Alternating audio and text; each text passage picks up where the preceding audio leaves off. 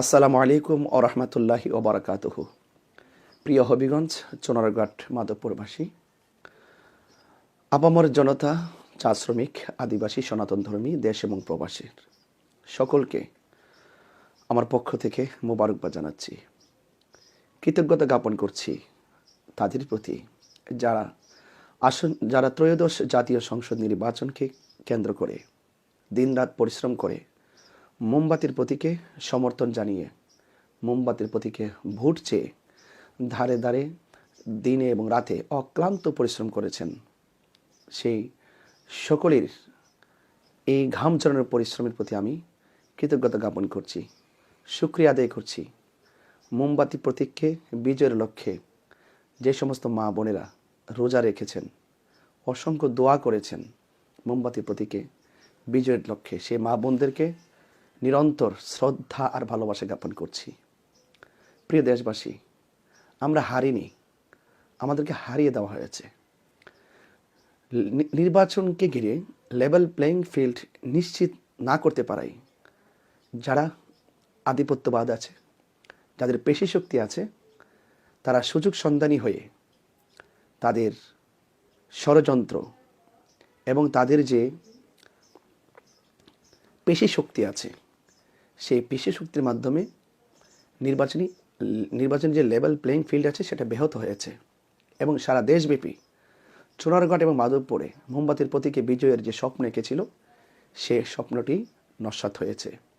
তবে এতটুকু বলতে চাই, আমরা যেভাবে চোরারঘাট মাধবপুরবাসীকে নিয়ে স্বপ্ন দেখেছিলাম, ইনশাআল্লাহ সেই স্বপ্ন আমরা পূরণ করার লক্ষ্যে আমাদেরকে হতাশ হলে চলবে না, আমাদেরকে ঘুরে দাঁড়াতে হবে, আমাদেরকে ঐক্যবদ্ধ থেকে আমাদের স্বপ্নের রুটম্যাপটি আঁকতে হবে।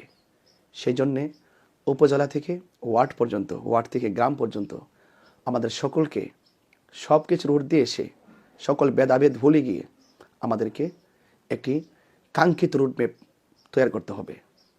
প্রবাস থেকে যারা পোস্টাল ব্যালটে আমাকে ভোট দিয়েছেন, আপনাদের সকলকে আমি অভিনন্দন এবং মোবারকবাদ জানাই। আপনাদের ঋণ কখনো শোধ করতে পারবো না।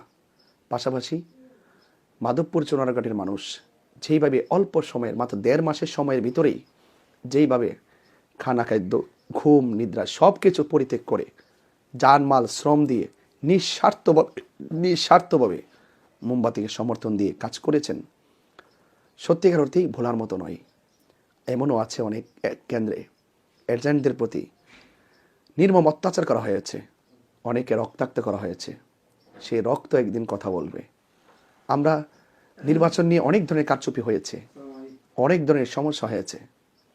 আমরা নির্বাচনের রেজাল্ট মেনে নিতে না পারলেও আমরা অবশ্যই ধৈর্য ধারণ করছি, সবর করছি, কারণ মজলুম ধৈর্য ধারণ করে।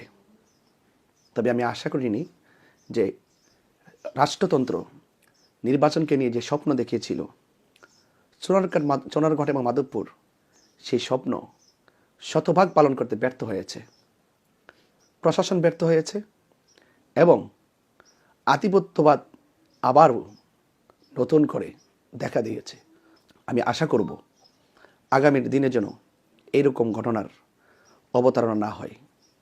জনগণের স্বপ্নের সঙ্গে যারা, জনগণের কাঙ্ক্ষিত প্রত্যাশার বিরুদ্ধে যারা পেশি শক্তি ব্যবহার করে মানুষের কাঙ্ক্ষিত স্বপ্নের রোডম্যাপকে ব্যাহত করেছে, এই জনগণই একদিন চোনারঘাট মাধবপুরের চা শ্রমিক, আপামার জনতা, সনাতনী এবং আদিবাসী প্রবাসীদেরকে নিয়ে ইনশাল্লাহ অবশ্যই কাঙ্ক্ষিত স্বপ্ন পূরণ করবে।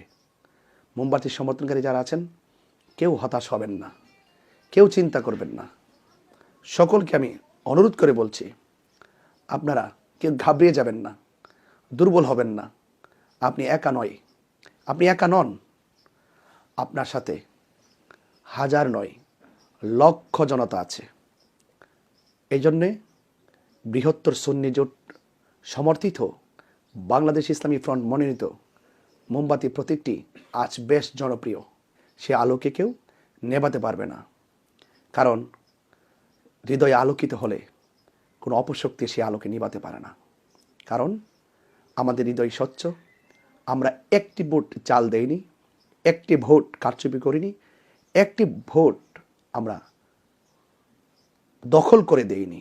যা ভোট আপনারা দিয়েছেন সব ছিল অ্যাকুরেট।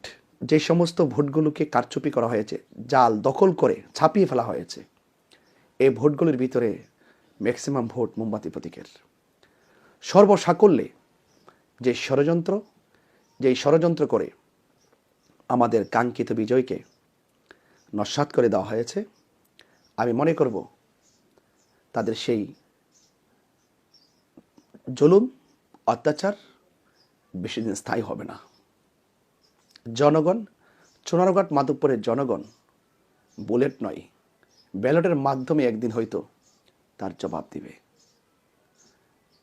আপামর সন্নি জনতা সহকারে সকল পীর মাশায়েখ থেকে শুরু করে উলামা তোলাবা, ইমাম খতিবগণ এবং সকল দল মত ধর্ম বর্ণ নির্বিশেষে সকলে সম্প্রীতির পক্ষে থাকুন, শান্তির পক্ষে থাকুন। আমরা সম্প্রীতির মাধ্যমেই এই চুনারুঘাট মাধবপুরবাসীর স্বপ্ন পূরণ করবো ইনশাআল্লাহ। আসসালামু আলাইকুম ওয়া রাহমাতুল্লাহি ওয়া বারাকাতুহু।